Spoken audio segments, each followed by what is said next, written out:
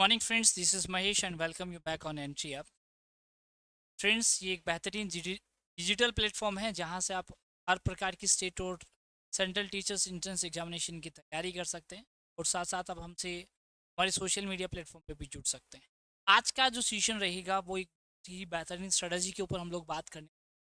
We are just talking about the 5 tips to qualify CTET examination. कैसे आप अच्छा score कर सकते हैं, उस चीज़ के ऊपर आज हम डिस्कस करने वाले हैं। और ये बहुत इंपॉर्टेंट चीज़ है कि कैसे क्या प्रिपरेशन का मेथड हम यूज़ करें ताकि हम हमारी एक कम समय में किस तरह की स्ट्रेटजी बनाई जाए। क्योंकि अभी बहुत सारे चेंजेस इस एग्जामिनेशन में आए हैं, तो हम लोग उन 5 टिप्स के ऊपर बात करने वाले हैं जिससे आप इजीली इस एग्ज़ाम को क्वालिफाइड कर सकते हैं, मतलब 90 का स्कोर कर सकते हैं।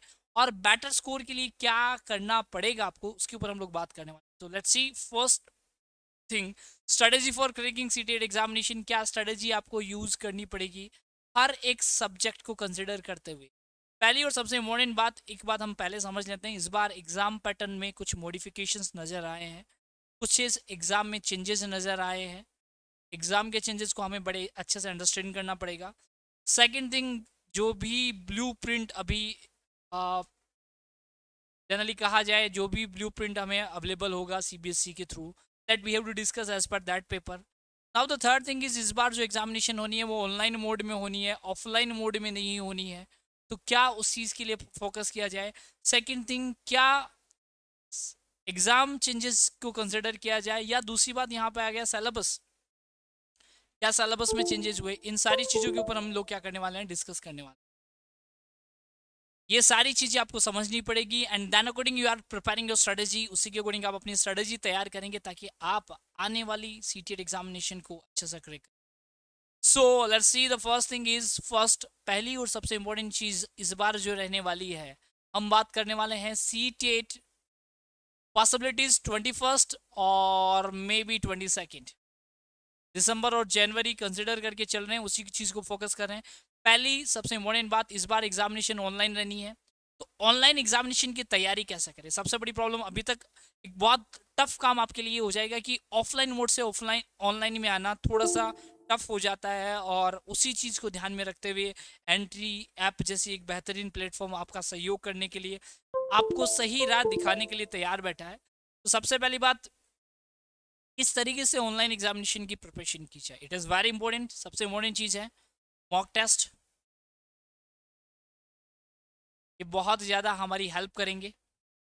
जितने ज़्यादा मॉक टेस्ट आप ऑनलाइन फेस करेंगे, वीकली टेस्ट आप फेस करेंगे, इससे आपको सबसे बड़ा बेनिफिट ये मिलेगा कि आपकी प्रैक्टिस हो पाएगी कि ऑनलाइन फॉर्म में हम कैसे पेपर को फेस करें। फॉर एग्जाम्पल, मैं अगर इंग्लिश को कंसिडर करके चलूँ या इंग्लिश को के पेपर की बात करूँ, तो सबसे बड़ी प्रॉब्लम आती है पैसेज को स्टडी करने में। अब आप ये सोच रहे होंगे कि इतना लेंथी पैसेज आता है, पहले पैसेज पढ़ो फिर क्वेश्चन पढ़ो, फिर ढूंढने के लिए एक एक स्लाइड पीछे जाना पड़ता है, एक एक पेज पीछे जाकर ढूंढना पड़ता है। ऐसा बिल्कुल नहीं होगा।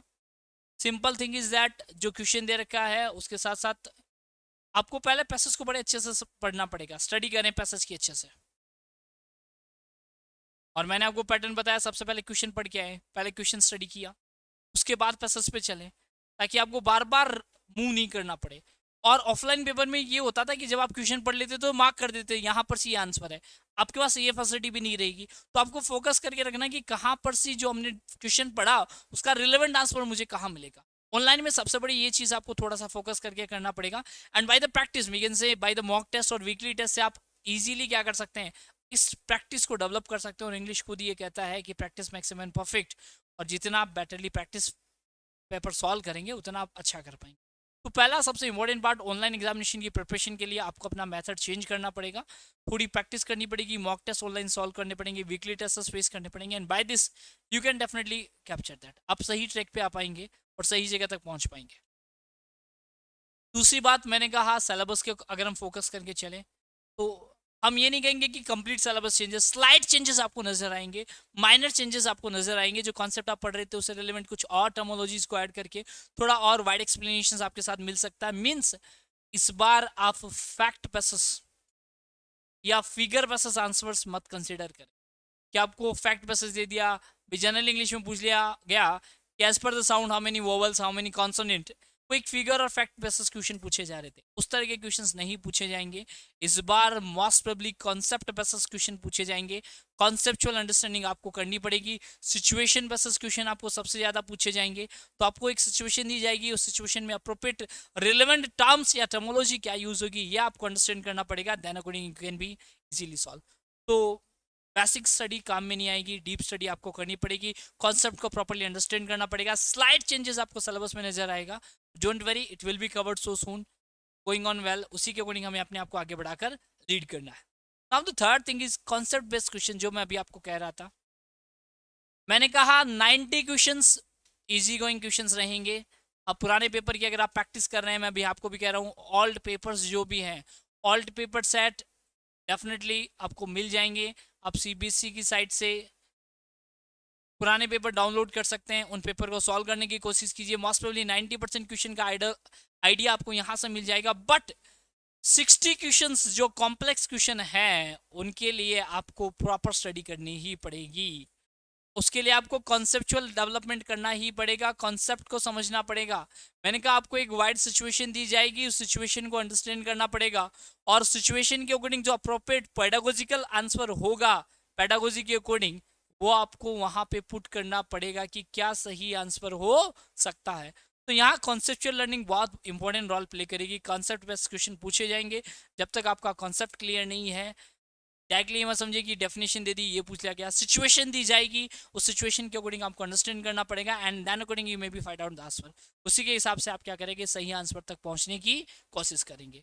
तो ये हो गई हमारी थर्ड कॉन्सेप्ट बेस्ड क्वेश्चन आपसे पूछे जाएंगे, उसके अकॉर्डिंग हमें कॉन्सेप्ट को बेटरली अंडरस्टैंड करना है, चाहिए आप कोई भी चीज़ पढ़ रहे हैं।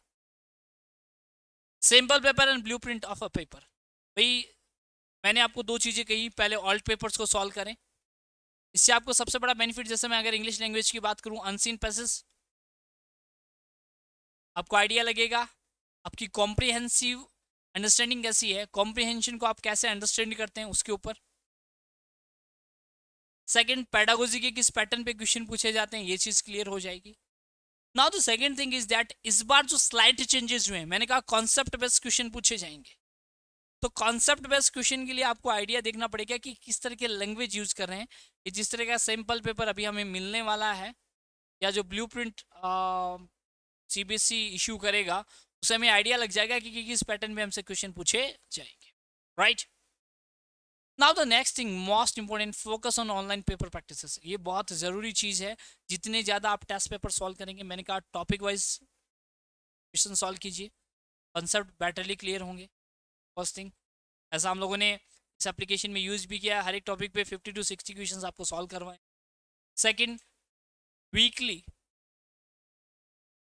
टेस्ट सॉल्व कीजिए, अपना स्कोर जानने की कोशिश कीजिए, मॉक टेस्ट सॉल्व कीजिए जितने हो सके। जितना आप प्रैक्टिस ऑनलाइन करेंगे उतना आपके लिए बेनिफिशियल होगा, आप कॉन्सेप्ट को अंडरस्टैंड कर पाएंगे, अपनी लैकिंग को स्टडी कर पाएंगे कि आप कहाँ लेकर हैं, कौन सा पोर्शन वीक है, उसी के अकॉर्डिंग कॉन्सेप्ट को ज़्यादा स्टडी करें। तो कॉन्सेप्ट गलत हो रहे हैं उनकी डीप स्टडी करने की कोशिश करें, उनमें जो कन्फ्यूजन एग्जिस्ट है उसको सॉल्व करने की कोशिश करें, तभी आप अच्छा स्कोर कर पाएंगे। फ्रेंड, जो मोस्ट प्रोबेबली 3 मंथ्स 90 डेज आप लोगों के पास हैं, उस 90 डेज में इन 5 स्ट्रेटेजी को अगर आप फॉलो करेंगे, definitely you will come to your dream, आप अपना सपना पूरा कर सकते हैं, और definitely I make it clear 120 plus आप अपना स्कोर इजीली कर सकते हैं। ऑलराइट, सो इन चीज़ों को फोकस करके चलिए ताकि आप अच्छा स्कोर कर। Thank you for give your precious time.